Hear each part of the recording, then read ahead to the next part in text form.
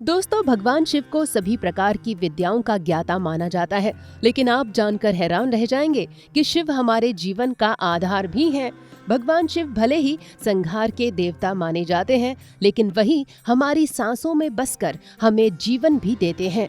भगवान शिव कैसे हमारी सांसों को कंट्रोल करते हैं, इसके लिए हमें स्वरोदय विज्ञान को समझना होगा। दोस्तों, स्वरोदय विज्ञान सनातन धर्म का वो विज्ञान है जो हमारे अंदर की सारी ऊर्जा को संचालित करता है और हमारी प्राण शक्ति को इस प्रकार चलाता है कि हम इस विज्ञान के द्वारा भूत, भविष्य और वर्तमान भी जान सकते हैं। दोस्तों, सनातन सद्गुरु आज आपको स्वरोदय विज्ञान से रूबरू करवाने जा रहा है, लेकिन उससे पहले हम आप सभी आत्मीय जनों का स्वागत अपने सनातन सद्गुरु चैनल पर करते हैं। सनातन धर्म में देवाधिदेव महादेव को सभी सिद्धियों और विज्ञानों को उत्पन्न करने वाली ईश्वरीय सत्ता के रूप में पूजा जाता है। ऐसी मान्यता है कि शिव जी ने महाशक्ति माँ जगदम्बा पार्वती जी को सभी गुप्त सिद्धियों का ज्ञान दिया था, जिन्हें आज हम जानते हैं।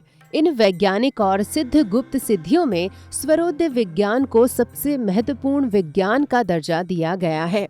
स्वरोदय विज्ञान के अनुसार शिव ही हमारी सांसों को नियंत्रित कर, हमारे प्राणों को संचालित कर, हमारी जीवनी शक्ति को बढ़ाते हैं। जब हम सांस लेते हैं तो हमारी सांसों की ऊर्जा से सो की आवाज निकलती है, और जब हम सांस छोड़ते हैं तो हम की आवाज निकलती है। अर्थात हमारे एक बार सांस लेने में सो हम की आवाज निकलती है। यही सो हम शिवो हम के रूप में भगवान शिव के तत्व से जीव को जोड़ता है। दोस्तों, स्वरोदय शिव विज्ञान के अनुसार हमारे प्राणों को हंस कहा गया है, जो हमारी सांसों की आने जाने की प्रक्रिया का ही एक नाम है। जब हम सांसों को छोड़ते हैं तो हम की आवाज निकलती है, और जब सांसों को लेते हैं तो स की आवाज आती है। इन दोनों प्रक्रिया के पूरे होने पर हंस की आवाज आती है। स्वरोदय विज्ञान के प्रवर्तक भगवान शिव स्वयं इस श्लोक से माता पार्वती को समझा रहे हैं। अथ स्वरम प्रवक्ष्यामि शरीरस्थ स्वरोदयम हंस चार स्वरूपेण भवेज् ज्ञानम त्रिकालजम। अन्वयः अथ शरीरस्थ स्वरोदयम स्वरम प्रलक्ष्यामिम हंस चारु रूपेण त्रिकालजम ज्ञानम भवेत। अर्थात, हे देवी, इसके बाद मैं अब तुम्हें शरीर में स्थित स्वरोदय को व्यक्त करने वाले स्वर के विषय में बताता हूँ। ये स्वर हंस रूप है, अर्थात जब सांस बाहर निकलती है तो हन की ध्वनि होती है, और जब सांस अंदर जाती है तो सह सो की ध्वनि होती है।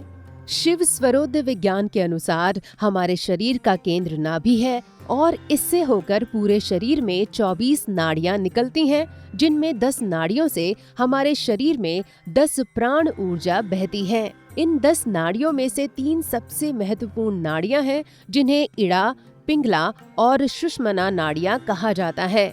हमारे शरीर की ऊर्जा का ज्यादातर नियंत्रण इड़ा और पिंगला नाड़ियों के द्वारा होता है, जबकि शिव स्वरूप सुषुम्ना नाड़ी को तब सक्रिय किया जाता है जब मोक्ष प्राप्त करने की साधना की जाती है। इन्हीं नाड़ियों से बहने वाली प्राण ऊर्जा को जो भी साध लेता है, वो कई प्रकार की बीमारियों से खुद ही इलाज कर लेता है। दोस्तों, चंद्र नाड़ी यानी इड़ा नाड़ी जहाँ शीत प्रकृति की होती है, वहीं पिंगला नाड़ी को सूर्य नाड़ी यानी गर्म नाड़ी भी कहा जाता है। इन नाड़ियों के यथावत संचालन के जरिए वैद्य कई प्रकार के रोगों का पता लगा लेते हैं। ऐसे में डॉक्टर्स भी कहते हैं कि अपने स्वास्थ्य की देखभाल के लिए अपने हाथों और अपने आसपास स्वच्छता का ध्यान रखें और अपने शरीर को मजबूत और इम्यून बनाने पर ध्यान दें। अपने फेफड़ों की शक्ति को बढ़ाने के लिए प्राणायाम करें। ऐसे में अगर स्वरोदय विज्ञान को ठीक से जानकर प्राणायाम किया जाए तो संभव है कि हम अपनी इम्यूनिटी और फेफड़ों की शक्ति को बढ़ा सकते हैं। दोस्तों, हमें उम्मीद है कि आपको हमारा ये वीडियो पसंद आया होगा। अगर आपको हमारा ये वीडियो पसंद आया है तो आपसे निवेदन है कि आप हमारे वीडियो को जरूर लाइक करें और चैनल सनातन सद्गुरु को भी सब्सक्राइब कर लें। आपका बहुत बहुत धन्यवाद।